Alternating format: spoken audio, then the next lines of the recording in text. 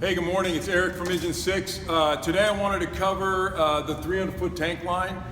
We've had a lot of new engines come on board with the 300-foot tank lines. We have a lot of new firefighters. So I wanted to kind of revisit it, make sure we're all on the same page. First thing I want everybody to understand is that there are big loops and small loops different from the other tank lines. These are your little loops. And then you have a big loop at 150, a big loop at 200, and a big loop at 250. This line is designed really to back up the 200-foot tank line, meaning if the first engine on scene decides that they're gonna pull the 200-foot tank line, then they have a secondary line that can go 200, 250, or 300. This was never designed to be an initial attack line. If your fire is beyond the reach of your 200, you really should be pulling 3-inch and sack packs. So that gets us 2, maybe 3 lines ready.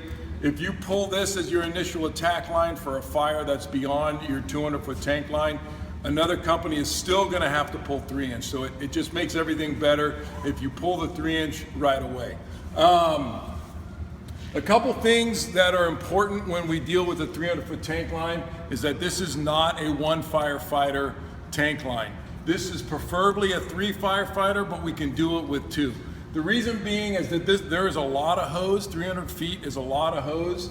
And if we pull it like we would the 200, meaning you shoulder the 50 and then pull whatever loop you want, this hose is gonna actually pull out from underneath the other hose, leaving the other hose in the bed with the section that you pulled on the ground and creating a big mess. So we're gonna kind of really quickly cover how to deploy this so that we get it out efficiently and we can manage the hose. So in our scenario, we're gonna pull to the 250-foot length. So our nozzle firefighter is gonna come up and he's gonna shoulder the little loops, and he's only gonna pull the big loop, the first big loop.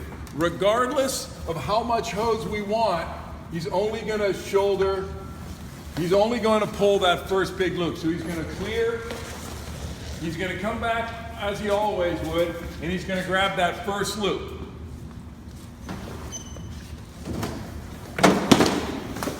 Stop right there.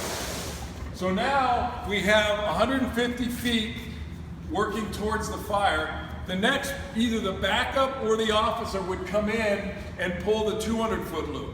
Now, since we know that we're going down to 250, this loop can be grabbed and dragged also.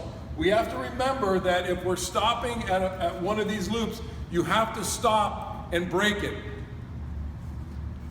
We don't want to just walk out with our big loops like we do with our other tank line. So our next firefighter would come up. He would grab the 200. He would allow some of that hose that's on the ground to move before he dropped more hose on the ground. He would pull the 200-foot loop and he would walk. Stop right there.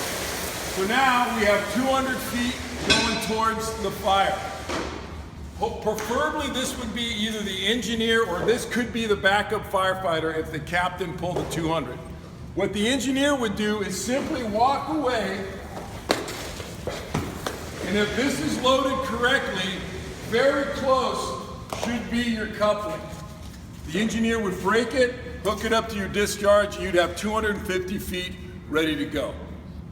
Again, the key is to not walk out with every loop because it is a dead load, meaning it's designed to break.